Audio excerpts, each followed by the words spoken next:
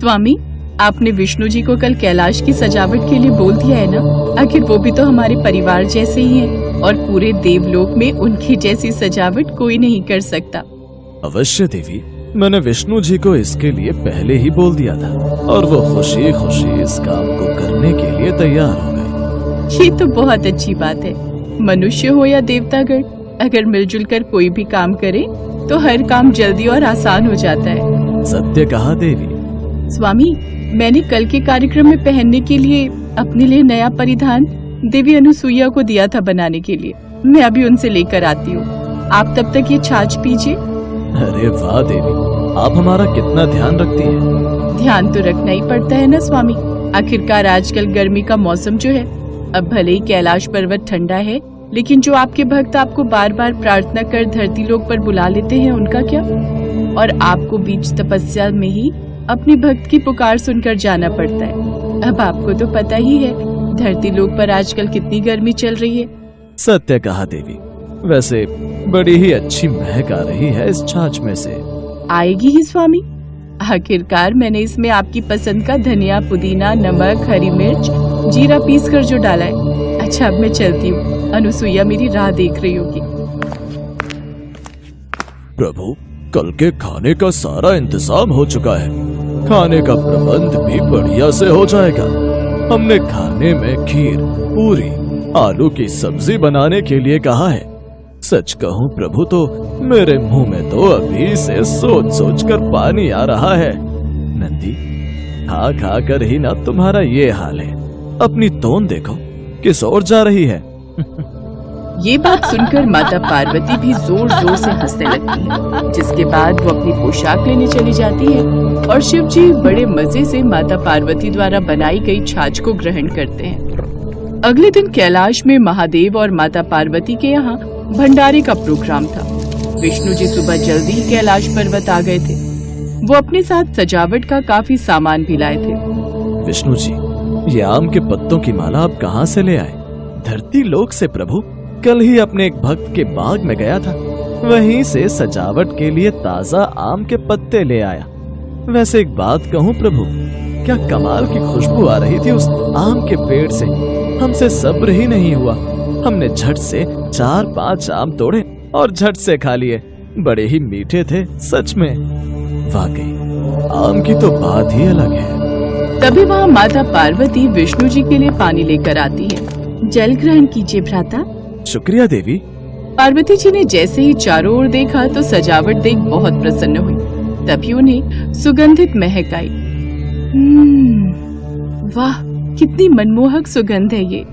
भ्राता, ये कौन सा इत्र है और ये हरी हरी पत्तियां कौन सी हैं? कि सजावट में कितनी सुंदर लग रही हैं। ये बात सुनकर शिव जी और विष्णु दोनों हंसने लगे।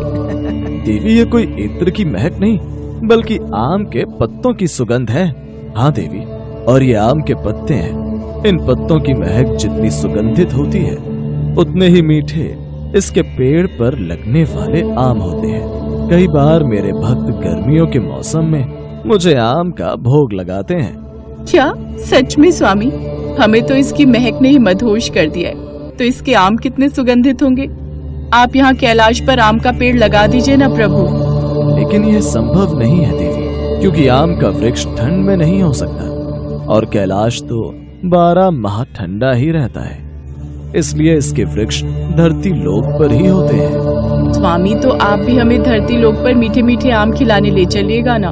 ठीक है देवी, हम कल ही धरती लोक पर चलेंगे, लेकिन अभी भोजन की व्यवस्था देखकर आते हैं। कुछ देर में मेहमान आते ही होंगे। अवश्य स्वामी। कुछ देर बाद भंडारे के लिए मेहमान आने शुरू हो जाते हैं। देवी पार्वती और भगवान शिव उन दोनों का स्वागत करते हैं। फिर सभी भंडारे में बनी पूरी, आलू की सब्जी और खीर खाते हैं। नंदी तो 3-3 बार भोजन करते हैं। आम के पत्तों से की गई सजावट सभी को बहुत पसंद आती है। ऐसे 2 दिन बीत जाते हैं और भोलेनाथ ध्यान में मगन थे और पार्वती उनके ध्यान से उठने का इंतजार कर रही थी। जैसे ही भोलेनाथ ध्यान से बाहर आते हैं, तभी देवी पार्वती, स्वामी स्वामी। कहिए देवी। आपने हमसे वादा किया था कि आप हमें धरती लोक पर मीठे मीठे आम खिलाने ले जाएंगे। अवश्य देवी, चलिए हम आज ही धरती लोक पर चलते हैं। लेकिन ये गर्मी का महीना है, आप वहाँ की तपन झेल पाएंगी? स्वामी, आपने हमें इतना मोह लिया है कि अब तो हम सब झेल लेंगे। ठीक है देवी, तो धरती लोक पर चलने से पहले हमें मानव रूप में आना होगा ताकि कोई हमें पहचान न पाए। अब वो दोनों ही एक साधारण दंपति के रूप में एक गांव में पहुंचे। वहां उन्होंने देखा कि गांव के लोग आम के बाग में काम कर रहे हैं और मीठे आमों की खुशबू चारों ओर फैली हुई है। वाह वाह, कितनी मनमोहक खुशबू है।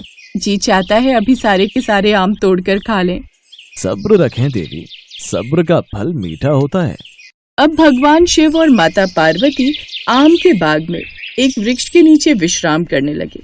वहां के आम इतने मीठे थे कि उनकी खुशबू से ही मन प्रसन्न हो जाता है।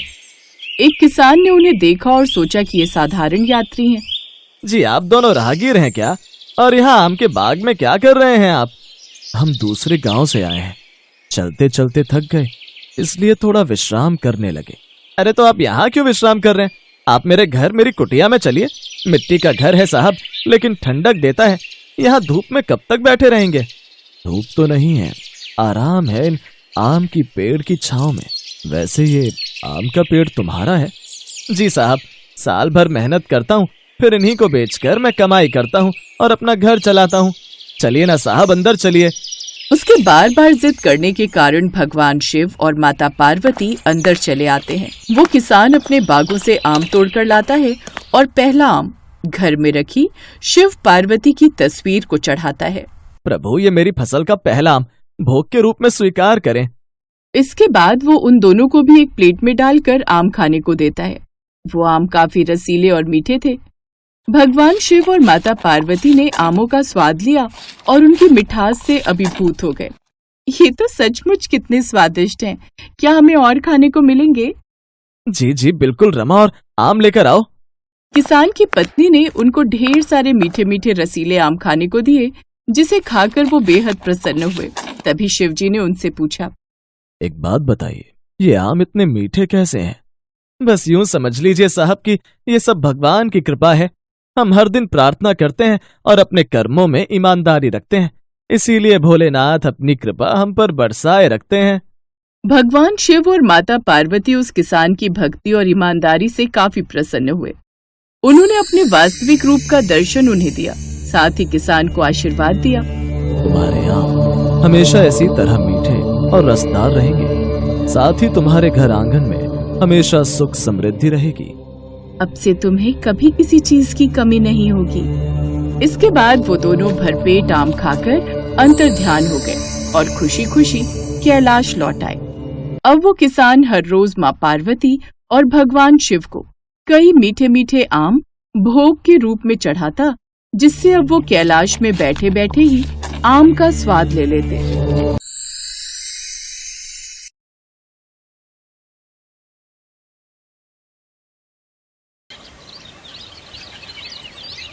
कुछ दिनों से बाल गणेश और बाल कार्तिकेय दोनों ही उदास दिखाई दे रहे थे। फिर एक दिन माता पार्वती ने उनसे उदासी का कारण पूछा। क्या हुआ मेरे बच्चों? मैं कुछ दिनों से देख रही हूँ कि तुम बहुत उदास हो। मुझे अपनी उदासी का कारण बताओ। मैं तुम्हारी माँ हूँ, मैं तुम्हारा चेहरा पढ़ सकती हूँ कि तुम दोनों के मन में कुछ तो चल रहा है। माताश्री, आपने बिल्कुल सही पहचाना। आप जानते हो, हमारी पाठशाला का कुछ दिनों का अवकाश है, पर हम घर पर खेलते हुए बोर हो गए हैं। हमें कहीं घूमने जाना है। माताश्री, फिर पाठशाला खुल जाएगी तो हम पढ़ने में व्यस्त हो जाएंगे। हाँ माताश्री, चलिए ना, हम कहीं घूमने चलते हैं। पिताश्री से बात कीजिए ना माताश्री, क्यों ना हम पिकनिक पर चलें? हाँ, कार्तिकेय भैया बिल्कुल ठीक कह रहे हैं माताश्री। चलिए ना, हम पिकनिक पर चलते हैं। हम सब पिकनिक पर घूमने जाएंगे माताश्री। पिताश्री से बात कीजिए ना। अच्छा ठीक है मेरे बच्चों, अभी तुम्हारे पिताश्री तपस्या से उठेंगे तो मैं उनसे पिकनिक पर घूमने की बात करूंगी। माता पार्वती की बात सुनकर गणेश जी और कार्तिकेय जी के चेहरे की उदासी खुशी में बदल जाती है। बस अब उन्हें इंतजार था शिव जी के हाँ कहने का। अब परिवार और बच्चों का ख्याल तो महादेव को हमेशा से ही रहता है, तो भला वो बच्चों की बात को कैसे टाल सकते थे। उन्होंने भी पिकनिक पर जाने के लिए हाँ कह दी। अब सवाल उठता था कि सब पिकनिक मनाने कहाँ जाएं? सबकी राय लेने के पश्चात शिव जी बोले, एक काम करते हैं, सबसे पहले हमारा पड़ाव जहाँ होगा हम वहीं पर पिकनिक मनाएंगे। यह ठीक रहेगा स्वामी। हम किसी खाली स्थल पर आराम से बैठकर सब एक साथ समय बिताएंगे। प्रभु, हम सभी शिवगण भी आपके साथ चलें? हाँ हाँ, क्यों नहीं। तुम भी तो हमारे परिवार का हिस्सा हो। चलो हम सब मिलकर पिकनिक मनाने चलते हैं। और फिर पूरा शिव परिवार पिकनिक मनाने के लिए निकल पड़ता है। चलते चलते सबको भूख लगने लगती है। माताश्री, बहुत भूख लगी है, हम यहीं रुकें क्या? माताश्री, आज तो गणेश के साथ साथ मुझे भी भूख लग रही है। स्वामी, बच्चों को भूख लगी है, हम यहीं रुक जाते हैं। सामने नदी भी दिखाई दे रही है और खुला मैदान भी है। ठीक है, तो फिर हम सब यहीं रुकते हैं। सब लोग अपना रूप बदल लो ताकि कोई हमें पहचाने ना। शिव जी अपने परिवार के साथ एक नदी किनारे उतर जाते हैं। गणेश जी और कार्तिकेय जी आपस में खेलने लगते हैं। कार्तिकेय भैया, मुझे पकड़ो। हाँ हाँ, मैं तुम्हें अभी पकड़ लूंगा। गणेश, कार्तिकेय, देखो यहाँ झूला भी है, हम सब झूला झूलेंगे। झूला? हम अभी आते हैं। आओ कार्तिकेय भैया, हम झूला झूलते हैं। जब तक बच्चे खेल रहे हैं तब तक मैं भोजन बना लेती हूँ। मैं भोजन बनाने के लिए नदी से पानी लेकर आती हूँ। चलो, मैं भी तुम्हारे साथ चलता हूँ। शिव जी माता पार्वती के साथ नदी पर जल लेने के लिए जाते हैं, पर जैसे ही माता पार्वती एक मटके में नदी से जल भरने लगती हैं, तभी कुछ औरतें माता पार्वती को रोक देती हैं। रुको बहन, इस नदी से जल मत भरना, ये नदी विषैली है। बहन, इस नदी का पानी पीकर बहुत से गांव वाले इस दुनिया से चल बसे। हम सब ने भी इस विषैली नदी का पानी पीना बंद कर दिया है। अच्छा, पर ये नदी विषैली क्यों है? पहले ये नदी विषैली नहीं थी, हम सब इसी नदी से ही जल भरते थे। पर कुछ समय पहले इस नदी में एक विशाल जहरीले नाग ने अपना डेरा जमा लिया।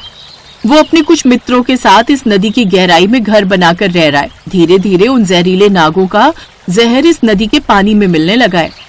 हमने कई बार उस नाग से प्रार्थना भी की है कि वो ये नदी छोड़कर चला जाए, किंतु वो हमारी बात नहीं सुनता। वो बहुत अहंकारी है, उसे हम गांव वालों पर बिल्कुल भी तरस नहीं आता। वो अपने मित्रों के साथ इस नदी को दिन पर दिन और भी विषैला बनाता जा रहा है। इस कारण हमारे बहुत से गांव वाले भी मृत्यु को प्राप्त हो चुके हैं। अब ये नदी का विषैला पानी आसपास के खेतों में भी जाने लगा है, जिस वजह से हमारे खेत भी सूख रहे हैं और फसलें भी जहरीली हो रही हैं। अच्छा, तो ये बात है। फिर तो उस नाग और उसके मित्रों से मिलना पड़ेगा। नहीं नहीं भैया, आप अपनी जान जोखिम में मत डालो, वो बहुत खतरनाक है। वो आपको डस लेगा। बहन, अपने पति को रोको, कहीं ऐसा ना हो कोई अनहोनी हो जाए। अगर तुम्हें और तुम्हारे परिवार को जल पीना है तो हमारे पास कुएं का पानी है, तुम वो पी लो। अब मेरे पति नहीं रुकेंगे, अब वो जहरीले नाग को दंड देकर ही मानेंगे। आप सब मत घबराओ, मैं अभी थोड़ी देर में लौट आऊंगा। मेरे होते हुए आप सबको डरने की कोई आवश्यकता नहीं। मैं उस अहंकारी नाग और उसके मित्रों को दंड देकर ही लौटूंगा। माता पार्वती जानती थी कि शिवजी अब नदी को विष मुक्त करके ही लौटेंगे। शिवजी नदी में कूद गए। लोग घबराए हुए उन्हें देख रहे थे। कुछ ही देर में शिवजी नदी की गहराई में चले गए। इतनी देर में बाल गणेश, बाल कार्तिकेय और सभी शिवगण भी वहां गए। उन्हें भी जब ये बात पता चली तो वो भी उस अहंकारी नाग पर बहुत क्रोधित हुए। आप सब निश्चिंत रहिए, पिताश्री के होते हुए कोई भी नाग अहंकार नहीं कर सकता। पिताश्री को देखते ही नाग डर जाएगा। बस पिताश्री उस नाग को सबक सिखाकर कुछ ही देर में लौट आएंगे। जैसा बहादुर पिता वैसे ही बहादुर बच्चे हैं। सचमुच इस परिवार की हिम्मत देखकर हम सबको भी हिम्मत दिखानी चाहिए और भगवान से प्रार्थना करनी चाहिए कि इन बच्चों के पिता शीघ्र सकुशल नदी से बाहर लौट आएं। सभी गांव वाले भगवान शिव के सकुशल लौटने की प्रार्थना करने लगे। शिव जी नाग और उसके मित्रों के पास पहुंचते हैं। वे सब खेलते कूदते खूब जहर छोड़ रहे थे। बंद करो ये उद्दंडता। अगर किसी ने भी दोबारा जहर उगला तो वो मेरे क्रोध की अग्नि में जलकर भस्म हो जाएगा। तब कौन हो जो हमें ऐसा करने से रोकने आए हो? क्या तुम्हें अपने जीवन से प्रेम नहीं? अपने जीवन की सुरक्षा चाहते हो तो यहाँ से लौट जाओ, वरना हमारे जहर से तुम भी मारे जाओगे। तुम मुझे जहर से मारोगे? मेरे तो कंठ में ही विष है, तो तुम मुझे भला कैसे मार सकते हो?